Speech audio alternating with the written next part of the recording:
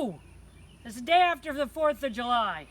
I gotta tell you, yesterday somebody posted, one of those people that believe COVID-19 is a hoax, they posted this lovely little thing that said, "Today, celebrate your freedom the way you want to celebrate it. Don't let anybody tie you up. You're free." You know what I saw?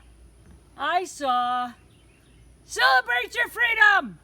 You know, you're right to bring a deadly disease to people who are probably going to die of it, you know, so that you can do what you want."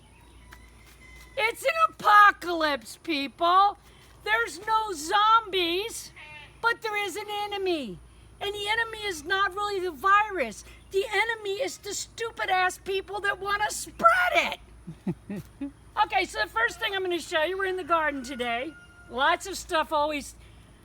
All of the animals take a modicum of time. They're more heartbreaking than your plants will ever be because they're alive, and if they get sick and die or something happens to them and they die, you feel sadder than you do if you lose a crop. But the garden takes about 3 times as much work as the animals do. So, protein from beans and peanuts, hard to get. Protein from yummy animals, easier to get. That's why people do it. Animals eat shit food. They eat grass and weeds, and they turn it into high protein. So, sorry vegans. I will stand for your right to eat what you want, but that's why I eat meat. There you go. Okay, so first thing I'm going to show you, this is one of my composting bins. This is a rotating composting bin. This is what it says it is. It is a can full of lint out of our dryer. I save it because I put it into my compost and it makes it nice and airy. It also makes a really good fire starter, by the way. It's the beginning of the year, so there's not much in there yet. I just dumped it into the garden not 2 months ago, so it's not, but stuff rots in there really quick. Okay, so what is it? It's a cheap ass, got it for $5, plastic drum. Then I bought another one, and I will show you what I did with the rest of the drum that I made the lid out of later, because I did 2 projects with 2 barrels. But I just cut it, I just hinged it with regular old cheap ass hinges. I just used a nice little bolt latch to close it. I got a handle on the end. When it's full of stuff, even empty, I can literally roll it. What's it rolling on? It's rolling on some metal wheels that I probably, knowing me, picked up at a yard sale. And then I just made a stand for it. But then you rate, so rotating barrel drum, what do I have in it? About 20 bucks between the barrels and the wheels and all the hardware. And it's old. It's been here for about 15 years, so there you go. Okay, so that's there. Okay, so one of the things people love to do in the garden is pick. I don't like to pick, but I like food, so I pick. All right, so this is a lovely little garden basket. Now you can get these at your feed store for about $15, $20. Or you can go to Dollar Tree and get a cheap ass knockoff like this one with a hole in the bottom because it's a, you know, a problem, for $1. So that's what I do. I buy the cheap ones. So what do we have today? You have to check your garden on a regular basis. The squash, especially this time of year, if you're not careful, it gets hard and gets fast.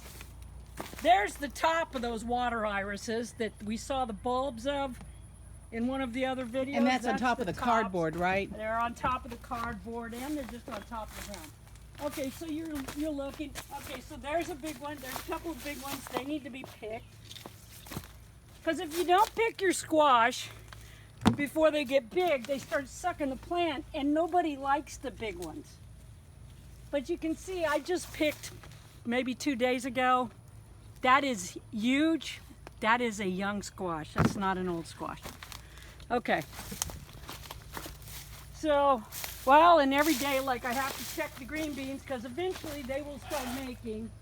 So far, they're not making. you got to remember that this was, when you probably first saw this, if you saw it in the background, it was nothing in the world but, oh, there's one. Look at there. Yay, There's it's a green one. bean. So we're starting to get green beans. I like the pole beans because you don't have to crawl around on the ground and put your hand in places that look like they might have snakes. And also, it gets it to grow up and it takes less room in your garden. All right, so the corn is starting to come on. You know corn is ready when the silks turn brown. That one's still got a little bit of stuff hanging on, so that one's not done. See, these will be done in the next couple of days. There's one that's done. Now the silks are on the end of each ear So of corn. everybody knows that. No, they don't. Okay. Okay, see now that one, so that's all brown. That one's done. So we picked that one. That one's not quite done. And see, these aren't done at all because they're completely green. No, they have to be completely brown before they're done. Here's another one. So we'll have corn for dinner tonight Yum. for all four of us. We had some last night. Okay, so if you'll go around the end and come in so you're not getting chiggers. I don't get chiggers really bad, but Lynn does. And here we have our cucumbers. I've got the cucumbers growing up too because I just like to do it that way. Takes up less space on the ground, allows you to plant more stuff. And you get a really good yield and they're easy to pick this way. Like look at this. Look at this way up at the top. Great big cucumber. You know, here's another great big one down in here.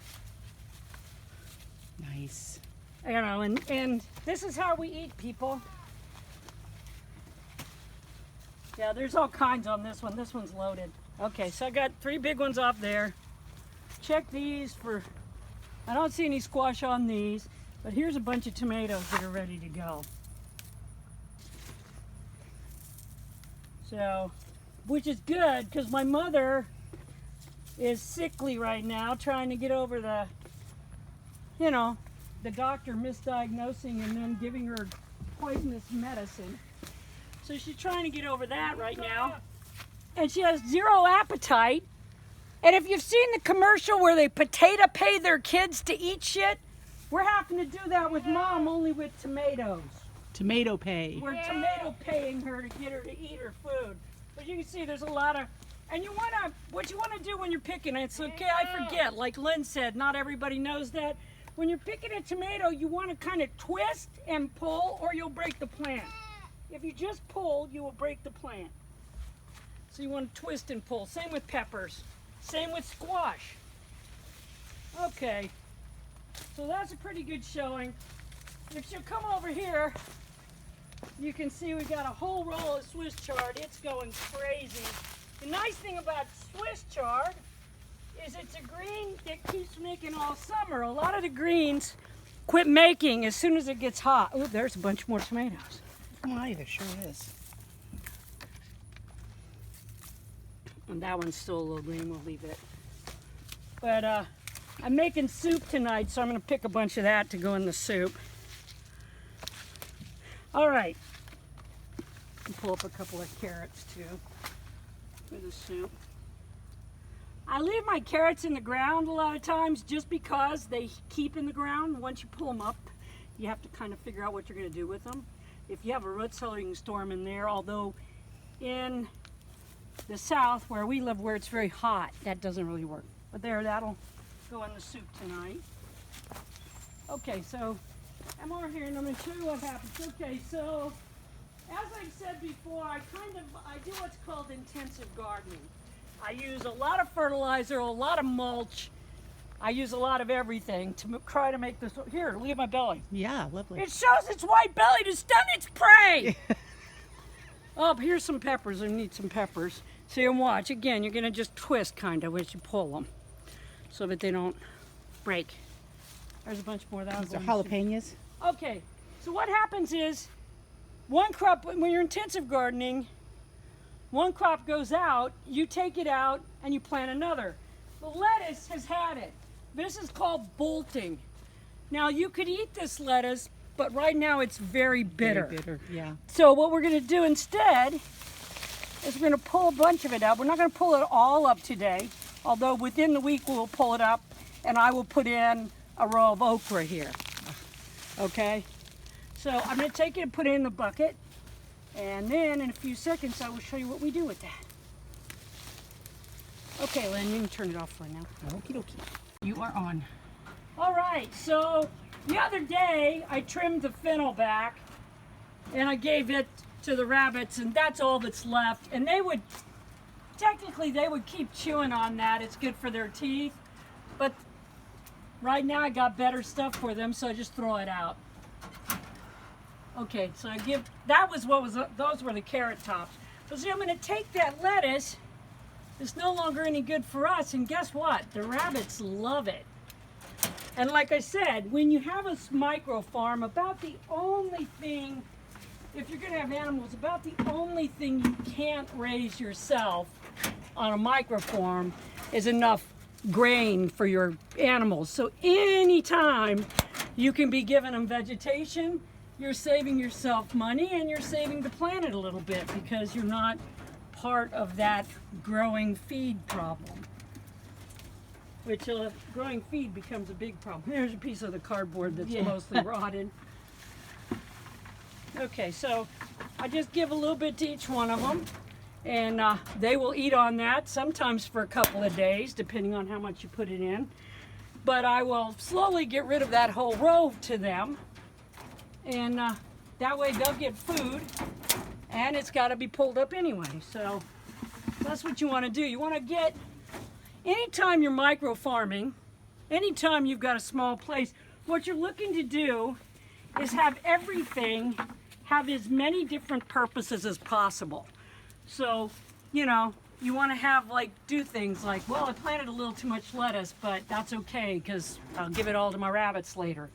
You know, a lot of the Swiss chard. Right now we have way too much Swiss chard. We could never eat that much Swiss chard. We're trading it to people for other food that we don't have, and we're giving it to people that need it, and we're feeding it to our animals. So it's a win-win-win.